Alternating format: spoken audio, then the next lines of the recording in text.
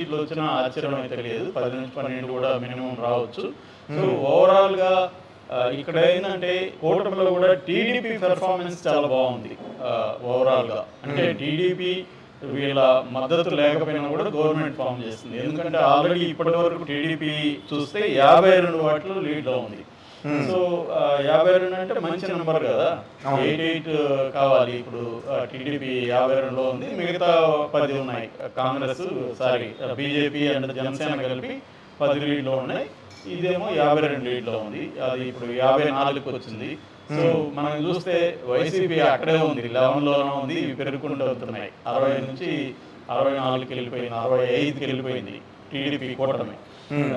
YCP పెరగట్లేదు. అంటే rate of ఇది చూస్తే మనకి టీడీపీ కూటమి విపరీతంగా పెరుగుతుంది, వైసీపీ స్లోగా పెరుగుతుంది. 11 దగ్గరే చాలా సేపటి నుంచి ఆగిపోయింది.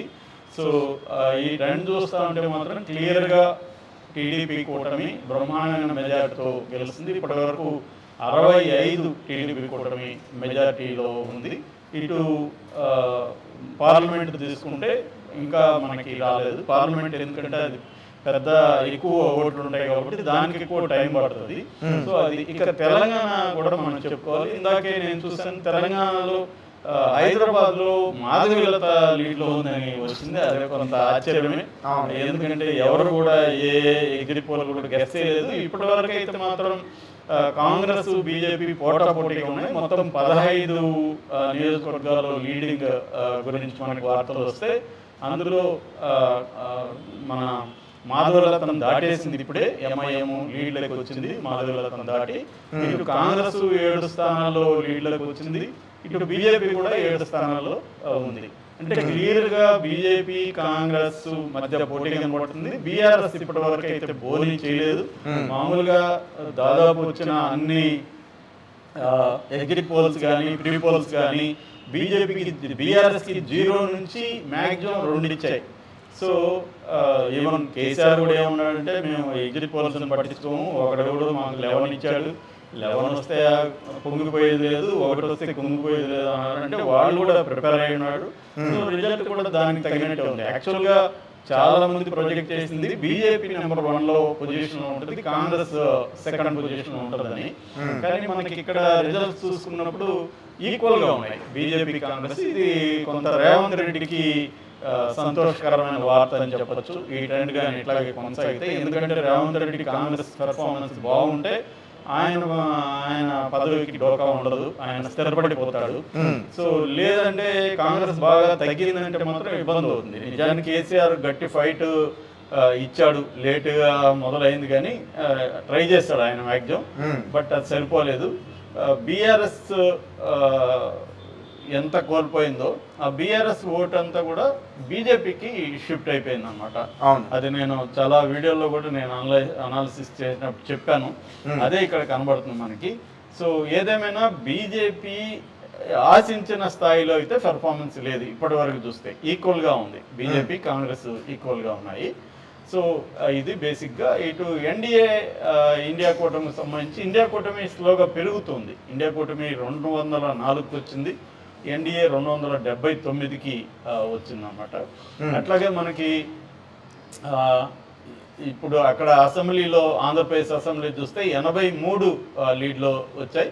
కొద్దిగా వైసీపీ మెల్లగా పెరిగింది, 11 నుంచి 17కి వైసీపీ వచ్చింది. ఇదేమో 67కి వచ్చింది. ఇంకా గ్యాప్ అయితే విపరీతంగా ఉంది. మరి వైసీపీ అయితే కొద్దిగా జంప్ చేసిందని చెప్పాలి. 11 నుంచి ఒక 6 జంప్ చేసింది, ఒక్కసారిగా ముందుకెళ్ళింది. మరి ఇది చూడాలి, ఎందుకంటే వైసీపీ ఏమన్నా వైసీపీ ఆయన చెప్తున్నట్టు వాళ్ళ ప్రతినిధులు వైసీపీ వాళ్ళు మేము గెలిచేవి ఇంకా అనౌన్స్ చేయలేదు, వాళ్ళు గెలిచేవి చేస్తున్నారు బిగినింగ్లో, అందుకని మీకు అలా అనిపిస్తుంది అన్నాడు. కానీ మరి చూడాలి. ఇప్పటికైతే ఇప్పుడు చూస్తే మాత్రం ఓన్లీ 17 మాత్రమే వైసీపీకి ఉన్నాయి, 67 వాళ్ళకు ఉన్నాయి. కాబట్టి ఇప్పుడు కూడా 50 లీడ్లో ఉంది. 50 లీడ్లో ఉండడం అంటే మాటలు కాదు, వాళ్ళకంటే ఎక్కువ 50 ఉన్నారు వీళ్ళు. కాబట్టి నాకు తెలిసి ఎంత పెరిగినా కూడా వైసీపీ దీన్ని అందుకోవడం కష్టం. ఇంకే 50 అహెడ్లో ఉంది కదా. 50 అహెడ్లో ఉంటే 50ని అందుకోవాలి వాళ్ళు. సార్ అలాగే మంగళగిరి ముఖ్యంగా లోకేష్ గారు లాస్ట్ టైం అక్కడ మనం ఓడిపోవడం చూసాం. మరి ఈసారి ఆధిక్యంలో ఉన్నారని కూడా, ఈసారి ఆధిక్యంలోనే ఉన్నాడు లోకేష్ కూడా. లోకేష్ కూడా క్లియర్గా ఈసారి గెలిచే అవకాశం ఉంది. సో మనకి యాక్చువల్గా ఆరామస్థాన్ సర్వే తప్పు అయింది ఓవరాల్గా ఇప్పటివరకు మనం చూస్తే. బట్ ఆరామస్థాన్ ఒక విషయంలో కరెక్ట్ అయింది, అదేంటంటే పవన్ కళ్యాణ్ గెలుస్తాడని చెప్తున్నాడు, తర్వాత చంద్రబాబు గెలుస్తాడని చెప్తున్నాడు, నారా బాలకృష్ణ నందమూరి బాలకృష్ణ గెలుస్తాడని, నారా లోకేష్ గెలుస్తాడని, పురంధేశ్వరు గెలుస్తుందని, జగన్ గెలుస్తాడని ఇవన్నీ చెప్పాడు.